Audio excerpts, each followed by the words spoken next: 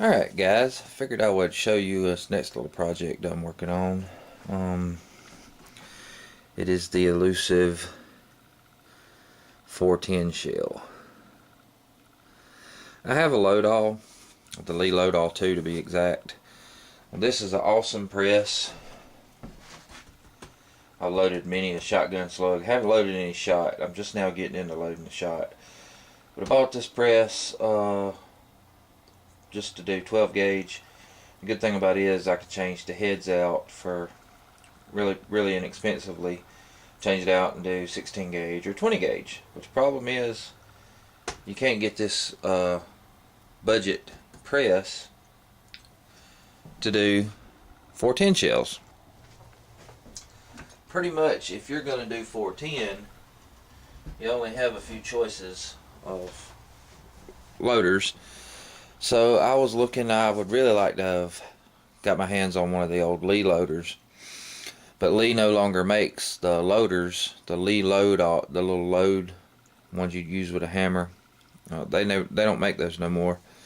And if you do find them, they're like god awful, $80, $90. There is a couple of other companies that are making them now. I tried to get a hold of one of them just because I don't shoot a whole lot of 410, so I'm not going to jump out and buy a $200 or $300 press. If you have a mech, that's a great thing. If you shoot a lot of 410, that would probably be the way to go. But my biggest concern is when I go out and shoot, I want to be able to sit down at my reloading bench and pretty much refill what I shoot. You can't do that by buying the Lee, because first of all, they don't offer anything in 410. So your choice is to do like a mech or I think Hornady makes one. But anyways, those are in the 3 to 4 on up to, depending on a progressive press. Some of those run almost $800. But these 410 shells run you about $16, $15 to $16 a box of 25 for birdshot, which I think is way overpriced. And like I said, back when you could buy those Lee loaders for 20-30 bucks, that was awesome. Those days have long gone. There is a couple of companies. I think there's a Survival loader that makes them in a couple of different gauges, and I think there's a Lane's loading tool that does a hand system, but they're still pretty expensive. But I want to show you my method. Let me move the camera right quick. I'll show you my method right quick. It's just stuff that I just had laying around here. I reload, so I had a lot of this stuff anyways from working on firearms. And really most of this stuff I got out of the toolbox. This is just a magnetic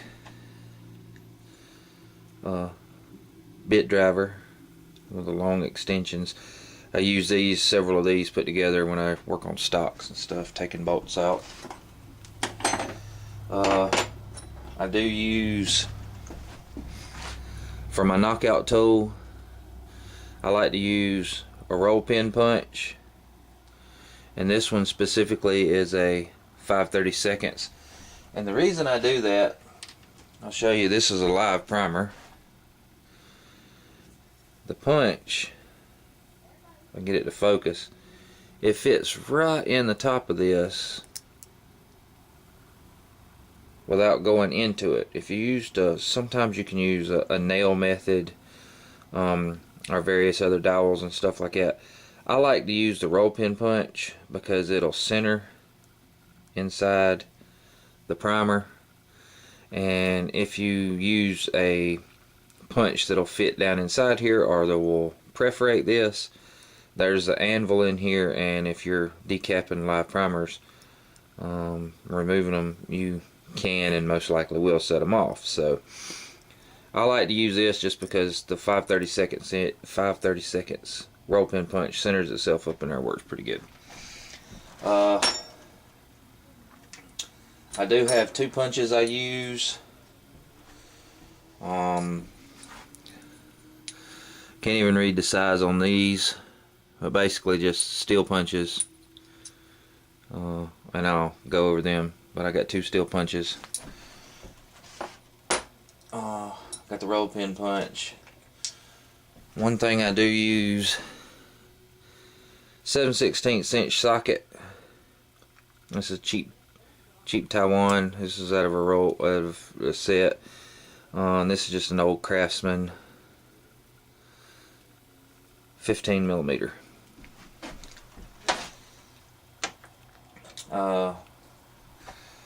For my body of my die that I use, this is just you can use a piece of pipe. This is just from another project I did. Was a 12 gauge shotgun that I dropped the barrel down, shortened it up and recrowned it. So this is just a chunk off of that piece. So shotgun barrel. I got a piece from leftover from another project. I had some 1/2 inch CPVC pipe, and I just cut them into the sections of the sizes I needed. You'll see more about this, and if anybody really needs the measurements of these, you can measure them, but depending on which shell you use, I've got one to be able to do 2.5s and one to do 3-inch shells. And I just took a basic washer, drilled the right size diameter hole, or if you look, it fits snug on there to size it. So I think I'd have to look at the bit. I think it was like a 15-30 drill bit, and then I took a Dremel tool with a sanding drum and smoothed all that out till I got it just the right diameter of what I wanted. So there's my sizing ring. Typically this is a plug out of a Universal, Lee Universal neck expander that I use for expanding rifle brass.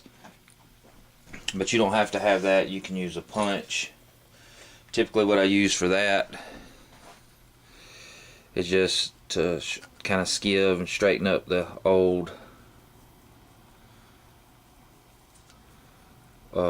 holes, just to reshape them a little bit, make the wad a little bit easier to go in. And a basic hammer. One thing that I did find comes in handy, some people you'll see will use a funnel to start their crimp. This is something else I had laying around. This is the bottle, the top off of a bottle of vape juice. If you see how it's shaped, the inside of it is perfectly coned, so that works really good, and I'll show you in a little bit on starting the crimp. Just regular hammer. You can use a regular hammer. I just use gunsmithing hammer because that's what I got on here. So let me get the camera set up and I'll show you exactly the process. Alright, the first thing I do, we're going to do this first one. This is just a Remington Hull, once fired. And I will tell you, I'm not going to give you any load data. You can go look up your own load data, because when you're loading shotgun shells, you pretty much have to have the right hull with the right wad, and right primer, right powder, right shot capacity. You have to do a little bit of investigation to get your shot column the right way. But right now I want to say thanks right off the top to Bubba Roundtree. He sent me a bag of these. These are the BPI 410 wads. I think these are for the 5/8 wads. They work really good for the 1/2 ounce loads. So there, these are, if you see, they have the little cup on them, and they're the same. This is one I just pulled out of a factory to show you.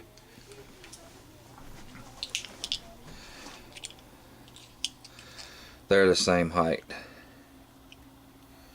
Works really good. So you choose your wad, you choose your powder, use data. But first thing I want to do is we got to knock out this once fired primer. So what I do is basically just take a 15mm socket, put your shell in, if you see, if you turn it over, if you can see in there, it centers the shell up to where you have enough clearance to knock the primer out, but it'll still hold it up straight. That's where I said the roll punch